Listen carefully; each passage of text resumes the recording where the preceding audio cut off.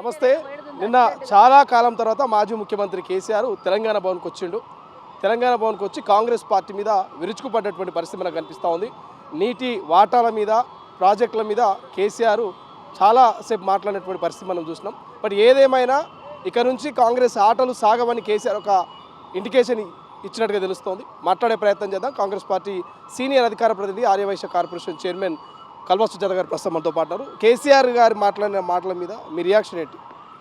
ఒక మాట గుర్తుంచుకో అమ్మా శ్రీశైలం, కేసీఆర్ ఎప్పుడో ఒకసారి అమాస పుణ్యంకో కూడా కాదు, పండగ తర్వాత ఏడాదికి పండగ వస్తుంది చూడు, గట్ట వస్తాడు. అట్లా వచ్చి ఎందుకు వచ్చిండు అని అనుకున్నావు నువ్వు? వచ్చి అసెంబ్లీలో సమాధానం చెప్పు, మేము రెడీగా ఉన్నామని మొన్న రేవంత్ రెడ్డి గారు క్లియర్ కట్గా చెప్పిండు. నీళ్ళ మీద మాట్లాడడానికే రావాలి అని బయటికి చెప్పిండు. ఒకవేళ మేము తప్పు చేసింటే డెఫినెట్గా రేవంత్ రెడ్డి గారు ఆ మాట అడగకుండే కదా. ఎందుకు అడుగుతుండే ఆ మాట? మేము తప్పు చేసింటే మీరు కుయుక్తులు పన్నొద్దు, కాంగ్రెస్ పార్టీ మీద, కాంగ్రెస్ ప్రభుత్వం మీద ఏడవద్దు, వాస్తవాల ఆధారాలతో సహా పట్టుకొని వస్తా, ఎన్ని గంటలైనా చర్చలు చేద్దాము, నువ్వు ఒక లేఖ రాయి అని సీఎం గారు చెప్పిర్రు. నువ్వు ప్రతిపక్ష నాయకునిగా లేఖనన్న రాయకున్నా పర్లేదు, కనీసం అసెంబ్లీలో వచ్చి కూర్చుంటే ప్రశ్నలు అడిగినప్పుడు సమాధానం చెప్పడానికి నీకు ఆస్కారం ఉంటుంది. కనీసం ప్రశ్నించడానికి రావు, కనీసం ప్రతిపక్ష హోదా నిలబెట్టుకో. నిన్న కూడా ఆయన మాట్లాడిన మాటలు మీరు మొత్తం విని ఉంటారు. ఆయన ఏమన్నాడు? నేను సభలు పెడతా, నేను మాట్లాడతా అన్నాడు, కానీ అసెంబ్లీకి వచ్చి అడుగుతా అన్నాడా? ఎందుకు నామోషి నీకు అసెంబ్లీకి రావడం? నీ స్థానంలో సభలు పెడితే కాంగ్రెస్ వాళ్ళు భయపడుతున్నారు. సభలు పెట్టి అడిగితే సభల కాడ వచ్చి మేము ఆన్సర్ చెప్పాలనా? మళ్ళీ నువ్వు సభలో మాట్లాడినావని మేము ఇంకో సభలో చెప్పాలనా? వాదోపవాదాలు ఎక్కడ జరుగుతాయి? అధికారికంగా నిర్ణయాలు ఎక్కడ జరుగుతాయి? సభలల్లా, సత్రాలల్లా, లేకపోతే స్టేజ్ల మీద జరుగుతాయా? జరగవు కదా. ఒక ప్రభుత్వం నడిపియాలంటే అధికారికంగా అధికారంలో ఉన్న పార్టీ మాట్లాడుతుంది, ప్రతిపక్షంలో ఉన్న పార్టీ ప్రశ్నలు వేస్తుంది. మరి నువ్వు ప్రశ్నలు వేయడానికి నీకు ఒక మంచి పుణ్య స్థలం ఉంది కదా అసెంబ్లీ. నువ్వు ఒక ఎమ్మెల్యేవి, ప్రతిపక్ష అధ్యక్షునివి, మరి నీకు ప్రశ్నలు అడగడానికి అసెంబ్లీ ఉన్నప్పుడు ఇప్పటిదాకా 2 సంవత్సరాలు అయింది.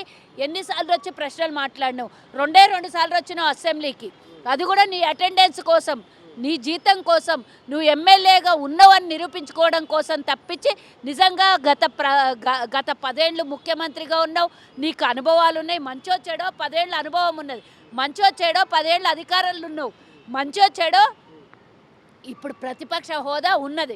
మరి ఈ హోదాను నిలబెట్టుకోవడానికి నువ్వు కనీసం మాట్లాడాలి కదా. వచ్చి ప్రశ్నించాలని మేమే అడుగుతున్నాం. గతంలో మీరు ఎవరికి అవకాశం ఇవ్వలేదు, ప్రతిపక్ష నాయకునికి ఇవ్వలేవు, ప్రతిపక్షంగా పార్టీకి కనీసం గుర్తింపు లేకుండా ఎల్పీని విలీనం చేసుకునే దుష్ట దరిద్రం చరిత్ర నీది ఉన్నది.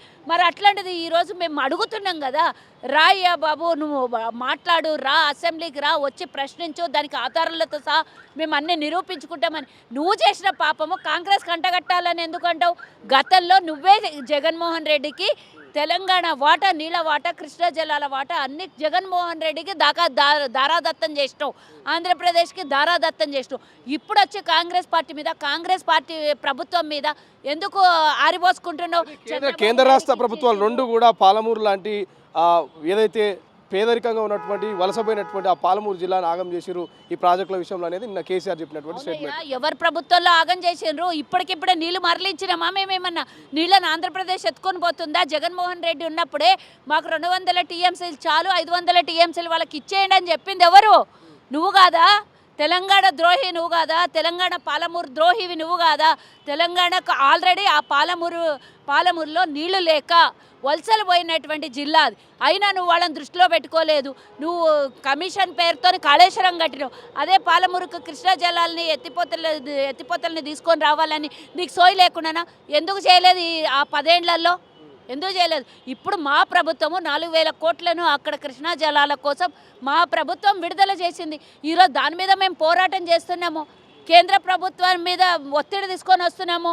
2 రాష్ట్రాలకు సమన్వయం కుదిర్చామని మాకున్నటువంటి, నువ్వు కదా వాళ్ళకి రాసిచ్చినని, మాకు నీళ్ళు చాలు సరిపోతాయి, 299 200 టీఎంసీలు సరిపోతాయి, నువ్వు కదా వాళ్ళకి మాటిచ్చి రాసిచ్చినవి. ఆధారాలు మా దగ్గరనే కదా. అందుకే అంటున్నాం, కాంగ్రెస్ తప్పు చేసిందా, బీఆర్ఎస్ మోసం చేసిందా అని తెలుసుకోవాలంటే ఒక వేదిక ఉంది మనకు. ఆ వేదిక ద్వారా తెలంగాణ ప్రజలకు తెలవాలి అని అంటే ఆ వేదికలోకి వచ్చి నువ్వు కూర్చొని మాట్లాడాలి కదా. నీ అంతటా నువ్వు పార్టీ మీటింగ్ పెట్టుకొని ప్రభుత్వాన్ని తిడతానంటే ఆడికొచ్చి ఎవరు ముఖ్యమంత్రి వచ్చి ఆన్సర్ చెప్తారా నీకు? ఆ వేదిక మీద దమ్ముంటే రా, అబద్ధాలు ఆడకు. వెనకది ముంగల్కి ముంగల్ది వెనకకు మార్చకు. నువ్వు చేసిన పాపాన్ని కాంగ్రెస్ అంటగడదామని చూడకు. నువ్వు నీకు దమ్ముంటే ఎందుకు వచ్చాడు బయటికి అంటే కొడుకుతో అయితలేదు, ప్రతిపక్షాన్ని నడుపుకునేడానికి శాతం అయితలేదు. నిన్న హరీష్ రావు పరిస్థితి కూడా చూసినాం కదా, వాళ్ళిద్దరి పరిస్థితి అదో గతి ఉన్నది. కాబట్టి పార్టీ ఎటో పోతుంది, పార్టీ మునిగిపోతుంది, అదో పాతాళంకి తొక్కేసేటట్టున్నారు. ఇద్దరు బావమరుదులు కలిసి కేసీఆర్ని నిండా ముంచేటట్టున్నారని భయపడి బీఆర్ఎస్ ఉనికి కూడా పోతుందని ఒక దిక్కేమో బిడ్డ బయట వచ్చి వీళ్ళ అరాచకాలన్నీ బయట పెడుతుంది, ఓ దిక్కేమో ఇద్దరికి పార్టీని నడిపించుకొని శాతం అవుతలేదు. కాబట్టి వీళ్ళు చేయాల్సింది ఏంది? ఇంకా వీళ్ళ బిడ్డ బయటికి బాయే తరిమేసిండ్రు, వాళ్ళిద్దరు పార్టీని నడిపించుకోలేకపోతున్నారు. లాస్ట్కి చివరి దశలోనన్నా కేసీఆర్ వచ్చి పార్టీని బతికించుకోవాలని ఆయన ప్రయత్నం చేసి ప్రెస్ మీట్ పెట్టిండు. గతంలో మీడియా వాళ్ళని ఎంత తిట్టిండు, నిన్న బతిలాడుకునే పరిస్థితికి వచ్చిండు మీడియాకి. అంటే కేసీఆర్ పరిస్థితికి ఎక్కడికి దిగజారింది. గతంలో మంత్రులకి ఆయన భవన్ దగ్గర గంటలు రోజులు సంవత్సరాలు నెలలు కాలయాపన చేయించి వాళ్ళకు పర్మిషన్ ఇవ్వలేదు మాట్లాడడానికి, కానీ వచ్చి ముఖ్యమంత్రితో కలవడానికి అవకాశం ఇవ్వలేదు. మొన్న చూసినాం కదా, అందుకనే తారుమారు అయితే ఏమవుతుందో చూసినాము. ఇద్దరు సర్పంచుల్ని గెలిస్తే వార్డు మెంబర్లను కూర్చోబెట్టి పిలిచి మాట్లాడాల్సినటువంటి పరిస్థితి వచ్చింది. వాళ్ళని నేను తక్కువ చేస్తలేను, కానీ కేసీఆర్ గతంలో మంత్రులకు కూడా ఇయ్యనటువంటి విలువ ఈరోజు ప్రతిపక్షంలోకి వస్తే దాన్ని ఈరోజు సర్పంచులకు కూడా సమయం ఇచ్చే పరిస్థితి దేవుడు తీసుకొని వచ్చాడు. ఎందుకు తీసుకొచ్చాడు? నీ అహంకారం తలకెక్కింది కాబట్టి ఆ తల మీద ఉన్న అహంకారం దింపడానికి దేవుడు చేసిండు. నిన్ను ఫుట్బాల్ లాగా ఆడుకున్నాడు. ఇప్పుడన్నా బుద్ధి తెచ్చుకొని ఒక ప్రతిపక్షం బయటకు వస్తా అన్నాడు కదా. మేము కూడా ఈ రెండేళ్ళు చాలా ఓపికగా కాంగ్రెస్ పరిపాలనని చూసినాం. ఇక ఖచ్చితంగా కేసీఆర్ ఎంట్రీ ఇచ్చిందంటే ప్రతిపక్షం గట్టిగా ఉంటుంది ఒక చర్చ. ఒకటి అడుగుతున్నా, ఎందుకు చూడాల్సి వచ్చింది? నీకు అవకాశం ఇచ్చారు కదా, నీకు ఇన్నిసార్లు అసెంబ్లీ పెడితే ఎందుకు రాలేవు? ఎందుకు ఓపిక? నీకు ఏమవసరం ఉన్నది ఓపిక పట్టడానికి? నువ్వు ప్రతిపక్ష నాయకునివి, ప్రతిపక్ష అధ్యక్షునివి, నువ్వు పార్టీ అధ్యక్షునివి. నువ్వు వచ్చి నిలదీయాలి, అడగాలి. మేము తప్పు చేస్తే మేము ఆన్సర్ చెప్తాం, తప్పు చేసినామా ఒప్పు చేసినామా ప్రజల ముందు చర్చలు చేసుకోవడానికి నిలదీయడానికి అవకాశం ఉన్న చోటుకే నువ్వు రావు. నేను ఓపిక పట్టినా చూద్దాం ఈ మాట ఎంతసేపు నిలబెట్టుకుంటాడో, ఎన్నిసార్లు అసెంబ్లీకి వస్తాడో, ఎన్నిసార్లు ఒక దళిత స్పీకర్ ఉన్నాడని ఆయన ముందర ప్రశ్నలు సమయం తీసుకోవడానికి ఎంత అవకాశం తీసుకొని మాట్లాడతాడో చూద్దాం. Wait and see. ఉట్టికి ఈరోజు అన్ని రేపు పొద్దున పోయి మళ్ళీ అదే గుహలకు జొర్రి అదే ఫామ్ హౌస్లో పోయి పండుకున్నాడు కాదు. ఇప్పుడు అన్న మాట మీద నిలబడాలి కేసీఆర్. గతంలో కూడా చూసినాం, నల్గొండలో సభ పెట్టి ఇప్పటి నుంచి చెప్తా, ఇప్పటి నుంచి చేస్తా, ఇప్పటి నుంచి అడుగుతా అని అన్నీ చెప్పిండు. కానీ ఏం చేసాడు చెప్పు? ఏం చేయలేదు. ఆయనకున్న గౌరవం ఒక మాజీ ముఖ్యమంత్రిగా కానీ తొలి ముఖ్యమంత్రిగా ఆయన గౌరవం ఆయన నిలబెట్టుకుంటే బాగుంటుంది. దోపిడీ చేసిర్రు, తప్పు చేసిర్రు, నీ కుటుంబం అంతా చిన్నాభిన్నమైంది. తప్పు చేసినానికి దేవుడు ఉన్నాడు చూసేవాడు. కాబట్టి ఇప్పుడన్నా బుద్ధి తెచ్చుకొని వస్తా అన్నావు, ప్రజల్లోకి వెళ్తా అంటున్నావు, కానీ అసెంబ్లీలో కూర్చొని అంటున్నావు. ఈ మాటకు ఆ మాటకు చాలా తేడా ఉంది. ప్రజల్లోకి కేసీఆర్ వచ్చి మీ 6 గ్యారెంటీలు మీరు ఇచ్చినటువంటి హామీల గురించి ప్రశ్నిస్తున్నారని మీరు భయపడుతున్నారా? ప్రశ్నిస్తే ఏం జవాబు చెప్పాలని మీరు ఆలోచనలో పడరా? మేమే సవాల్ ఇచ్చినాం రమ్మని కేసీఆర్కి. ఆయన ప్రశ్నించడానికి భయపడడానికి మేము ప్రజలకు జవాబుదారీ, కేసీఆర్కి జవాబుదారీ కాదు. మేము ఆయన ప్రతిపక్ష నాయకుడు, ప్రశ్నించడానికి అధికారం ఉన్నది, కానీ ఆయనకు మేము జవాబుదారు కాదు. 4 కోట్ల మంది ప్రజలకు జవాబుదారీ.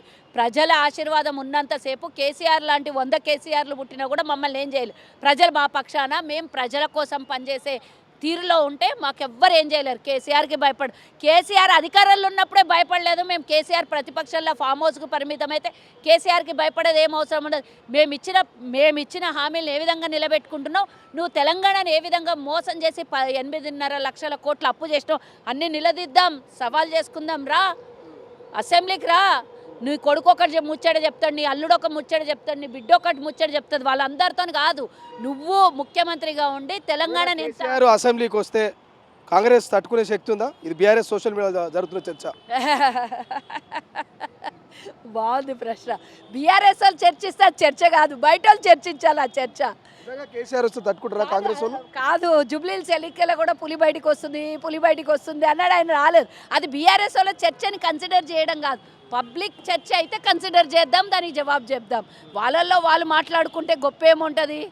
అందరు మాట్లాడుకుంటే దానికి చర్చ అంటారు, ఒక పెద్ద ఇష్యూ అంటారు. కానీ ఆయన వాళ్ళ పార్టీ ఆయనను ఎత్తకపోతే ఇంకెవరిని ఎత్తుకుంటారు? చెప్పు. పార్టీ ఊడబిక్కాలన్న ఆయనకే అధికారం ఉంది, పార్టీ ఉండాలన్న ఆయనకే అధికారం ఉంది, ఎవరు ఏమన్నా మాట్లాడితే తిట్టే అధికారం ఆయనకే ఉంది, పెట్టే అధికారం ఆయనకే ఉంది. మాలాగా నేషనల్ పార్టీ 10 మంది అందరు కలిసి పనిచేసే పార్టీ కాదు, మోనోపోలీ పార్టీ అది.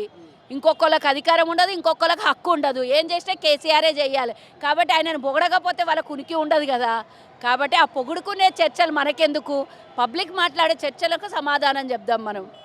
రైట్. ఇది మొత్తం మీద కేసీఆర్ అసెంబ్లీకి రావాలి, అసెంబ్లీలో చర్చించాలి తప్ప నేను సభలు పెడతా, సమావేశాలు పెడతా అంటే కాంగ్రెస్ ప్రతిపక్షంలో ఉన్నప్పుడే భయపడలేదు, అధికారంలో ఉండి ఎందుకు భయపడతా అంటూ కల్వ సుజాత చెప్తున్నటువంటి పరిస్థితి. మరి చూద్దాం ఏం జరుగుతుంది. కేసీఆర్ మాత్రం చాలా యాక్టివ్ పాలిటిక్స్లోకి ఎంట్రీ ఇవ్వబోతున్నాడు. ఇప్పటి నుంచి అని ఒక చర్చ జరుగుతుంది.